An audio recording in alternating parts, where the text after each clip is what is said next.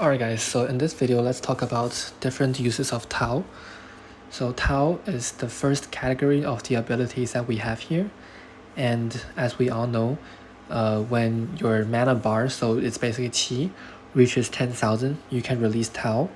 And so there's many Taos that we can choose from, and so the first important thing that we have to know is that the choices of Tao does not relate to your build. Okay, so this is a very big misconception because people always ask, like, if I go stun, if I go dodge, if I play crit combo, what kind of Tao do I use? Okay, so it's important to say right here that the choice of Tao does not matter your build. Okay, that is very important.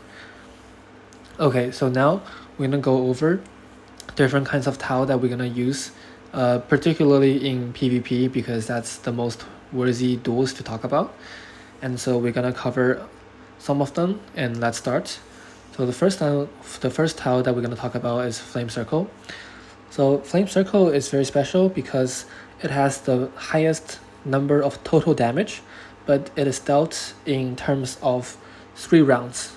So basically, you launch an attack first, and then it's gonna burn subsequently for 2 rounds, so 1 plus 2 equals 3 rounds of damage in total.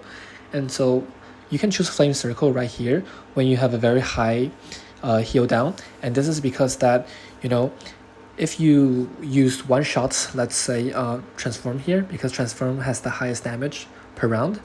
If you transform and you one shot them, they're gonna still revive, okay, and they still have health, and you still need more rounds to kill them if possible. But for Flame Circle, it can be comboed well if you have a heal down, so when they revive, they will have very small health, and then your burn can just kill them right after that.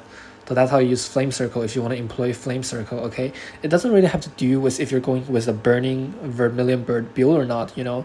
It's just whenever you have a very high heal down, you can consider using the Flame Circle. So it couples well with heal down. And then we're going to talk about Transform. So as we just said before, Transform has the highest possible damage for one single round, and it also recovers your Qi. So it basically increases the frequency for you to release Tao. So if you want to do highest damage and you're sure that you can one-shot them with your Tao, then Transform is the best choice. And that is why you would often choose Transform when you're doing the Tao crit damage build here. And now Permafrost. So Permafrost has lower damage and lower damage per round compared with Flame Circle and Transform, but we see many people carry Permafrost for good reasons. First of all, we all know that Permafrost can basically disable the enemy genie, and this is very useful because it basically is the biggest counter for Fusang, and that is why people would generally use reanimation instead of Fusang, because Permafrost will basically cancel the use of Fusang, and so that's why it's very good. But the other thing that Permafrost is very good is that it will basically cancel the enemy Dragon Princess too. So if you can one-shot the enemy with Permafrost, the enemy will revive without DP activated, and so your next beast attack or auto attack can just kill them without their activation of DP. So this is very important too here. Alright, so after we talk about these 3, now we will talk about the reason why we will not use Sentinel Fur in duels. Okay, so as my adventure video talked about, we would always use Sentinel Fur to bet on the chances, and that is also exactly why we will not use Sentinel Fur in this case. We will not bet the success or failure of our duel based on this 25 chance, okay? So if you're lucky, then you activate Sentinel Fur, then you could probably use your in whenever you activate it, okay? But we're not gonna bet on our chances here. And that's why we will never use Sentinel Fur, because it's only 25% chance and we cannot rely on that to bring us success, okay? So no Sentinel Fur here, please. And so a lot of people would use Golden Aura when we're playing a defensive build. And so Golden Aura is fair enough. It's very useful when it comes to playing defense, but we have to know that the most important thing about Golden Aura is the 20% final damage down that you can get after the release of this, okay? So if let's say the added 20% final down will make sure that you can survive the enemy in long attack, for example, then Golden Aura is a very good choice, okay? However, if even with Golden Aura you cannot survive that enemy Yinglong one bite, then there is really no point in bringing Golden Aura, okay? So that's a lot of misconception people have. People would always bring Golden Aura no matter what, and so you have to have a good reason for this. And then next, we have Elemental Heal. So Elemental Heal is very useful when you are playing, especially Healing Beast, okay? So, and if the enemy has a lot of heal down, so if they have 100% more heal down than you, then you generally cannot heal at all. But if you bring Elemental Heal, then you can break their 100% heal down over you, because it increases your heal up for quite a bit. So it's very useful for that situation. And then finally, Divine Halo is very special. So this is usually used in, when you're doing Beast Invasion or the Guild Bossing, where you are sure, so not Beast Invasion but Guild Boss, because you can make sure that the enemy's current HP is below 20%, and so you can have a very high damage, but generally we wouldn't use that in duels. Alright, so then two more to go here. Two more words talking Tao to go here. First one is Mantra Heal.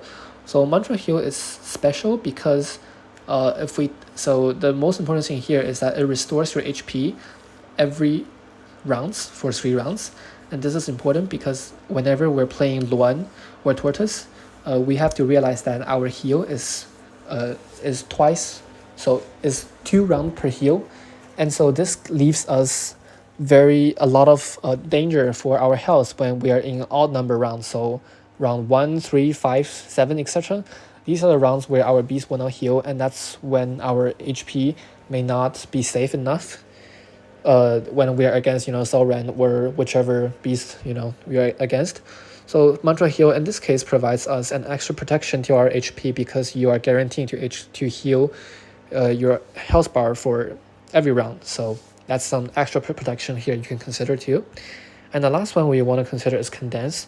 So Condense is very important when we're playing Yinglong, when we're up against an Yinglong, because when you're playing Condense, you need to count your round, okay? So Condense is useful if you can match Condense with, let's say, Yinglong, okay? So because the reason is because, Condense can decrease their final damage down for 2 rounds. So under this 2 rounds, if your Yinglong attacks, then that's the reason why Condense will be good. But otherwise, if your Yinglong attacks while Condense effect is not taking place, then you're wasting Condense. So there's this example where people say, when I'm playing Dodge In, I cannot kill the enemy because it's always just 10% health left. Then you can bring Condense, okay? So when your character attacks Condense, they would release Condense at round 4, and then the Yinglong attacks at round 5. So perfect combo to get the 24% heal down, final damage down, and then the character attacks again at round 8, and the Yinglong can also enjoy the 24% final damage down again at the round 10 attack.